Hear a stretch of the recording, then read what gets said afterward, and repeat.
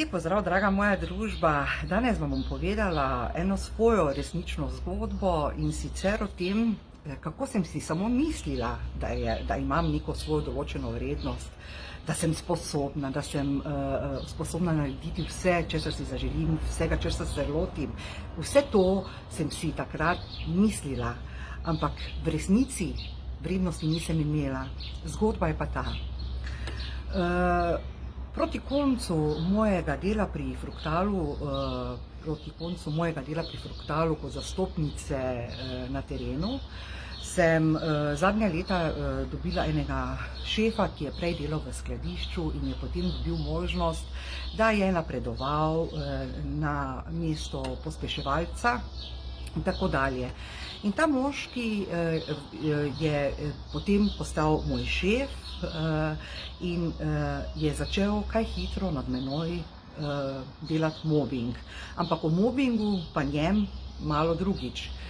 O njem še nekaj danes tudi, zato ker v bistvu sem ugotovila, potem, ko je vse to skupaj bilo mimo, kako sem si preko njega postavljala ceno. To pomeni vrednost, to pomeni, da sem kljub vsemu, da sem mislila, kako sem samozavestna, da imam visoko samopodobo in vse ostalo, v bistvu takrat imela zelo nizko. Zakaj pa sem imela zelo nizko? Zato, ker smo imeli kredite, ker sem imela 2 srednješolca, ker je bilo potrebno seveda si zagotavljati svojo eksistenco in takrat je bil zelo prisoten strah pri meni. In preko tega strahu sem nižala svojo vrednost. In ta šef, ki je bil moj področni vodja, mislim, ne samo moj, tudi nekaterih ostalih, je zelo, zelo priljubljen deloval v okolici, nasploh, ker je bil na hece in tako simpatičen in vse ostalo. Ampak on je skoraj vsak petek pri meni delal kontrole in si izmišljeval stvari, v bistvu ne samo izmišljeval nekaj, že bi bilo res, ampak če ne bi samo iskal drobnari pri meni, potem ne bi jaz toliko čutila, da nekdo pritiska name, da nekdo nad mano vrši mobbing. No in ker sem že takrat bolehala in sem bila tu pa tam v bolniškem staležu res malo, ker mi smo bili zunanji sodelavci za Fruktal in smo imeli za celo leto plačanega, to je bilo pozitivno za tisti čas, plačane bolniške za 30 dni. Sem zelo pazila, da ja ne bi prekoračila teh dni in zadnjo leto, ko sem bila pri Fruktalu, sem samo za 2 dni prekoračila, torej sem bila 32 dni v staležu, ja, v tistem celem letu.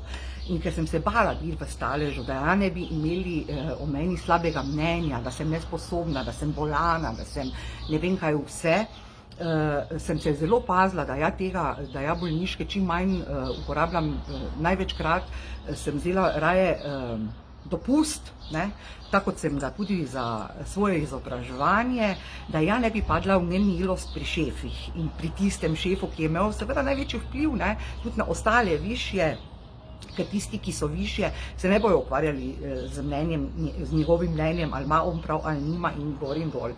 Ja, in takrat sem si jaz postavila zelo, zelo nizko vrednost, samovrednost in sem dovolila vse, da lahko nekdo hodi po meni.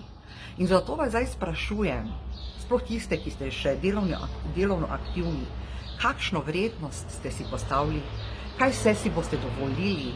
Si boste dovolili, da vas šef pokliče pa vam reče, čuješ, Jadranka, kako boste ti to zmogla, kaj boste rekli Srbi nad tem, da ti težko prenašaš bremena, ker mi nismo bili samo zastopniki, mi smo bili obični, navadni, nalagalci polic v trgovini, tisto, kar se nekoč rekel zastopnik prodaje, je daleč od zadaj ostalo in to delovno mesto se je zelo, zelo s časom spremenilo. In ja, nalagala sem po 1000 ton dnevno, tudi 3000 ton s svojo hčero. In kaj je še najbolj žalostno pri tem vsem skupaj?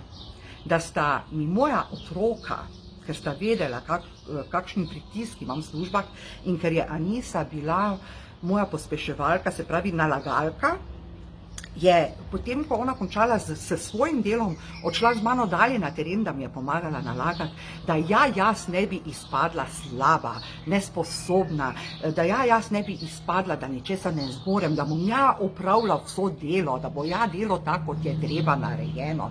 In če Ani se ni bilo, jo je zamenjal Asej in ta dva moja zlata otroka sta z mano šla po terenu in mi pomagala nalagati robo, si lahko mislite.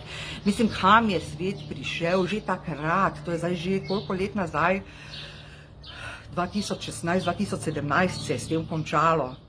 Ne? In ko zdaj pomislim nazaj, mislim tak in tak otroka, hvala in vsaka vama čast za to veliko ljubezen do mene in za to veliko spoštovanje, ki sta mi ga izkazovala. Iz druge strani, ne, pa tisti šef mi je rekel, čuješ ti, Jadranka, kaj ni to čudno, da ti otroci hodijo pomagati? Sem rekla, čuj, Darko, zadeva je taka, da imam toliko obremenitev, da drugače ne gre skozi, ker sem bila druga najbolj obremenjena zastopnica v Sloveniji.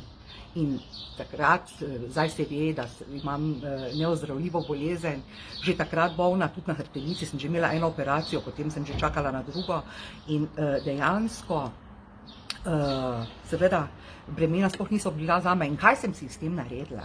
Ne? Poleg tega, da imam poškodovanih veliko vretenc, sem si še priklicala in naredila sama fibromialgijo, zato ker sem želela nekomu